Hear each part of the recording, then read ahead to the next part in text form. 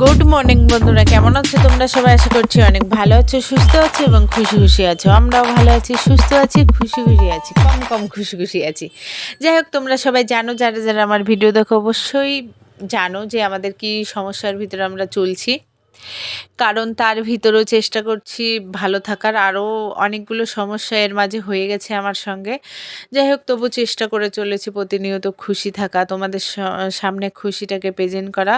তবু কোনো কোনো সময় হয়তো পারছি না, তো ভুল ত্রুটি ক্ষমা করে দিয়ে ভিডিওটা প্রথম থেকে শেষ পর্যন্ত অবশ্যই দেখবে। দেখলে অবশ্যই ভালো লাগবে, আর যদি ভালো লেগে থাকে চ্যানেলটাকে সাবস্ক্রাইব করে দিয়ে পাশে থেকে যাবে বন্ধু হয়ে। একটা লাইক, একটা কমেন্ট, একটা শেয়ার, প্লিজ প্লিজ প্লিজ। তাহলে তোমরা যদি পাশে থাকো ভিডিও বানাতে সক্ষম হবো। যাই হোক, দেখলে সকাল সকাল উঠে পড়েছি, তো সিদ্ধ আর সিদ্ধ সিদ্ধ ভাত খেতে খেতে জীবন আমাদের ধন্য হয়ে যাচ্ছে। সকাল থেকে শুরু করে রাত পর্যন্ত শুধু সিদ্ধ খেয়েই জীবন ধারণ করছি। যাই হোক, এইভাবেই চলতে হচ্ছে, কি আর করা যাবে। চালটাকে ধুয়ে নিলাম, ঝপাঝপ সিদ্ধ ভাত বসিয়ে দিচ্ছি। আরও তো কাজবাজ আছে। এই কদিন মুড এমন অবস্থা, দেখেছো, আমি কোনো কাজবাজ কিন্তু দেখাচ্ছি না, ভালো লাগছে না। যাই হোক, তবু এইভাবে চলতে হচ্ছে। আর আমার শাশুড়ি শ্বশুরমশাই কোথায় যেন গেছে আজকে। সকালবেলায় দুজনে চা টা খেয়ে বেশ বানিয়ে টেনে খেয়ে কোথায় গেছে, মনে হয় মাঠের দিকে গেছে। আমি উঠে দেখলাম কেউ বাড়ির দিকে নেই। যাই হোক, এইভাবে চলছি। আমার মুডটা ভীষণ খারাপ, ভীষণ অফ, পুরো একদম অফে আছি মুড। ঠিক আছে, ভয়েস দেওয়ার সময় নিজেরই আর কি হাসি পাচ্ছে নিজের মুখ দেখে। কারণ আমাকে সবাই বলে তুমি হাসি মানে হাসি খুশি থাকলেই তোমাকে মানায়, মুড অফ থাকলে একদম বাজে লাগে, ভালো লাগে না দেখতে। যাই হোক, ওই জন্য আমি চেষ্টা করি সবার কথা শোনার। তো দেখো, এই যে আমাদের সিদ্ধ রেডি।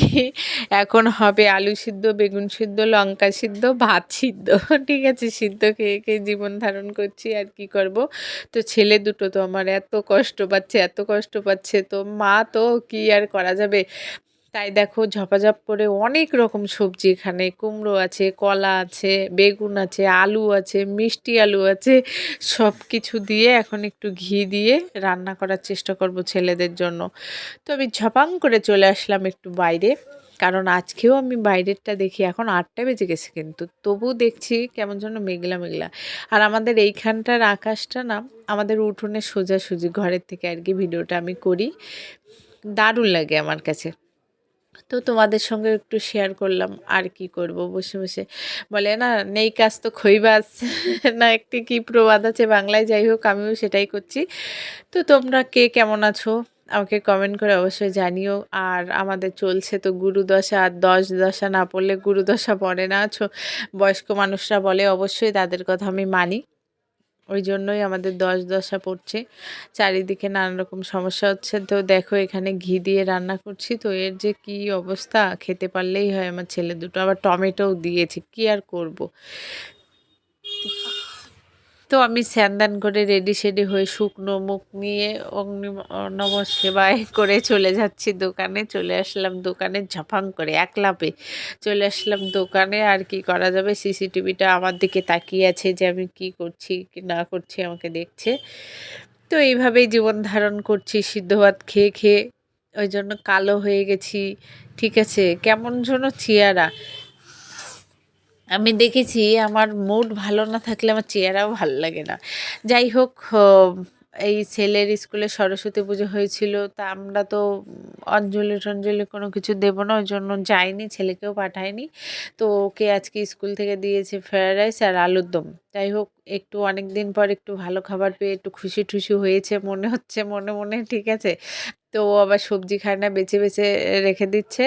আর দাদু বলছে আমার একটু দে, দিল না। যাই হোক, বিকাল হয়ে গেছে। এখানে আমি দুধ গরম করে দিলাম ছেলেকে। আর এই দেখো, কর্নফ্লেক্স সব এই যে রোজ দিন সন্ধ্যাবেলা করে খায়, কিন্তু ও আমাকে ঢালতে দিল না, নিজে ঢালবে। কারণ ওরকম এক এক গাদা করে এক একবারে নিয়ে খাবে। আর আমার বড়টা কিন্তু খাবে না, ঠিক আছে, শুকায়ে পড়ে থাকবে। আমি রাত্রিবেলা করে বলি, খেয়েছিস?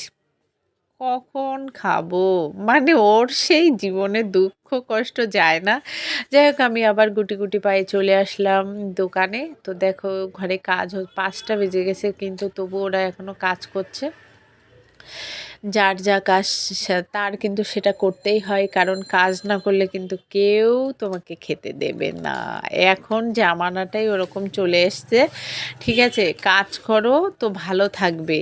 আর বাড়ি বসে থাকলে মানে কুচিন্তা মাথার ভিতরে ঘুরবে, কাজের ভিতরে ব্যস্ত থাকলে ভালো লাগবে। তো যাই হোক, কষ্ট দুঃখ নিয়ে চলে যাচ্ছে জীবন, কেটে যাচ্ছে, রক্ত বেরোচ্ছে না, এইভাবেই জীবন ধারণ করছি। আমি চলে আসলাম পুরো গুন্ডাদের মতো বাড়িতে, আর কি করব, এইভাবেই আসতে হয়। গাড়ি চালাতে গেলে প্রচুর ঠান্ডা লাগে এখনও। তো এসে দেখি ছেলেটা ঘরে নেই, ওই ঘরে ঠাম্মার ঘরে ঘুমাচ্ছে। তো আজকের ভিডিওটা এখানেই শেষ করলাম। সবাই ভালো থাকো, সুস্থ থাকো, দেখা হচ্ছে পরের ভিডিও। সাবস্ক্রাইব করে দিও প্লিজ। বাই।